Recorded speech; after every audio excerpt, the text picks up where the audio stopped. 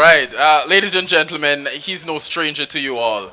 But just a quick overview of the work of the gentleman. Recognized for his wide-ranging expertise and accomplishments in the political arena, the Honorable Edmund Bartlett has given over 35 years of service to Jamaica, working both in the Senate and in the House of Representatives. Mr. Bartlett was first appointed Minister of Tourism in 2007, serving until December 2011. Prior to this appointment, he already had a solid track record of service as an outstanding legislator in central government in both chambers of parliament. Now, while serving in the shadow cabinet following his first stint as tourism minister, Mr. Bartlett traveled the world, forging alliances with strategic partners for global initiatives. He returned to the helm of the Ministry of Tourism following his party's victory in Jamaica's February 2016 general election. As one of the world's leading tourism ministers, Mr. Bartlett has represented Jamaica regionally and internationally. Recently, he chaired the board of affiliate members of the United Nations World Tourism Organization. And during his first tenure as tourism minister, he received as vice chairman of the executive council of the UNWTO, representing the Americas. He is the first to serve on the executive of both the public and private sector arms of this prestigious organization. Mr. Bartlett has also served on the Council of Ministers for the Caribbean Tourism Organization and as vice chairman of the CTO. This wealth of experience has made him a much sought-after speaker to tourism-related fora, such as this, ladies and gentlemen. So without further ado, please join me in welcoming our keynote speaker for this Agriculture and Tourism Fair, the Honorable Edmund Bartlett, Minister of Tourism. Thank you very much. Thank you, thank you. Thank you very much. I want to begin by expressing my appreciation to my colleague and friend and young mentee, Floyd Green, the Minister of State for Education, Youth, and Information, my classmate and fellow alumni of STETS, Dr. Cornwall, the distinguished Education Officer for Region 5, our very energetic mistress of ceremonies. I mean, I want to steal her. And because I want to steal her, I've told Dr. Cornwall and Minister Green that this fair is so fair that it has to leave here and go over there to Montego Bay. So this is going to be a transfer of all these wonderful things that you're doing here into St. James, and we're going to take the Mistress of Ceremonies along because she's... Ladies and gentlemen all, young people and participants in this very historic and important fair. Important because it seeks to do what we really should have been doing from day one.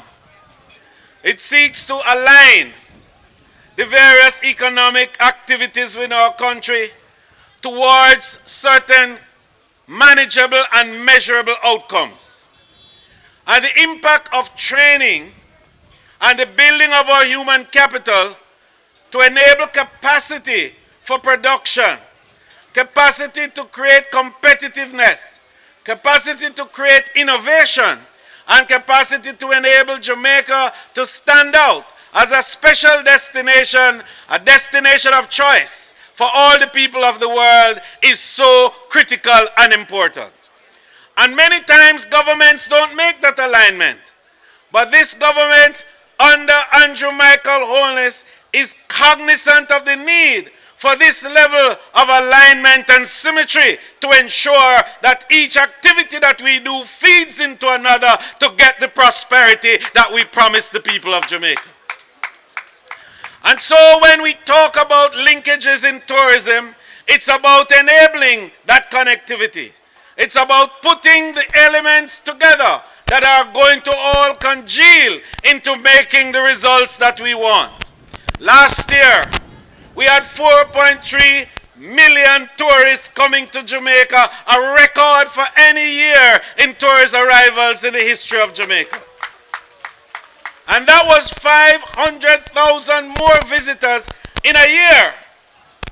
And that 500,000 represented more than the previous 4 years. And I'm not getting there. I'm just telling you that in 1 year, we did more than some people did in 4 years. And we earned 3 billion US dollars. Again, $500 million in 1 year, more than the previous year. And that was more than some other people had also in their 4 years. So we are saying that when you align the elements within your production function, you get the results that will create wonders in your own time. And so education, agriculture, tourism, manufacturing, and cultural industries are the centerpiece of this process that is going to continue to drive productivity and production and to ensure prosperity for our people. And today is an important statement that we're making in this regard. Because we have these young people here from Heart. And Heart represents that capacity building mechanism for human endeavors and human growth. And we must build our people because that's our greatest asset. Jamaica is not endowed with oil and many minerals except for bauxite. But what we are endowed with is wonderful people with an enormous capacity for development and innovation. And we are determined to build that out. And Andrew Holness is today the standard bearer of that process. And we are excited about the fact that Heart is being expanded to deal with all these elements, starting from the simplest point of building skills into the most complex areas of technology that is today in our world. And we in tourism are going to be following with you because we are partnering with education and Heart in building the human capacity within our industry. We want Jamaican managers of the hotels. We want Jamaica sous chefs. We want Jamaica supervisors. We want Jamaicans to dominate the employment arena in tourism so that the dollar from the tourists remain in Jamaica. But I have to say two things to you now before I close. Because tourism is an economic activity. It's not about whiskey and soda and some people in shorts on a beach. That is the traditional image that we have had of tourists, so that people believe that to be in tourism means you have to be subservient and you have to be bending down and serving some people. That's not what tourism is. It is involved in giving good service, yes. High-touch service, yes. Quality service, yes. Because we must make our visitors feel good, like how we make our locals feel good. It's about service. And service is the highest calling of all, as your Christian principles tell you. So don't be shy away from being a servant, because the Lord himself was the greatest servant that ever walked on the face of the earth. So be proud of that. But beyond that, it is service now for economic gain. It's service to build your economic independence. And the service industry in the world is now the largest single provider of economic activity on planet Earth. Last year, for example, tourism brought in $8 trillion into global economy. That is 10% of all the global activities that take place in the economy of the world. 10% of that is tourism. Last year, tourism employed 400 million people across the world.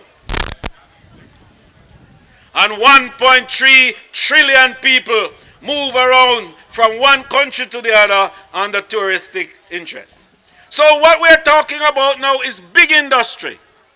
In Jamaica, tourism represents 8.4% of the GDP. That is basic, direct impact. But when we look at what it means, indirect impact, that is the value of agriculture to tourism, the value of manufacturing to tourism, the value of the cultural industries, it is now up to 30% of the GDP of Jamaica. So you recognize how important that is. Last year we employed 117,000 people in the country.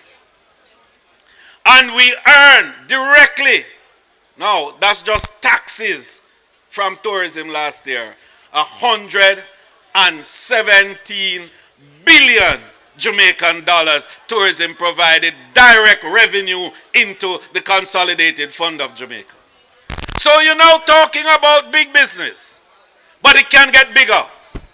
And how it is going to get bigger is when we are able to provide all the things that the tourists need when they come here. And this fair is part of the program to sensitize you to what you can do and how much more money you can make from tourism as a farmer in Jamaica.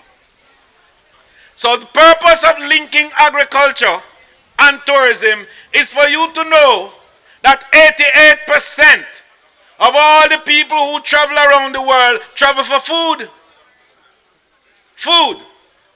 So last year, when 4.3 million visitors came here, can you imagine how many eggs they consume? 4 million people having 2 eggs a morning for breakfast. That's 8 million eggs. But it's not only breakfast time they eat eggs. They make sandwiches with egg. They make pastry with egg. They make punch with egg. They make all kind of things with egg. So by the time you finish, it's probably 4 million times 5 or maybe even 6 eggs that is required. Can you imagine 20, 25 million eggs to be produced every year so that we can have proper satisfaction of the consumer in tourism? How many of that you believe you can produce in Jamaica? I say if we produce all, it can mean a lot of wealth to a lot of people in Jamaica. Think about the tomatoes. How many tomatoes the visitor eats for breakfast, for lunch, for dinner? And it's 3 meals a day is required.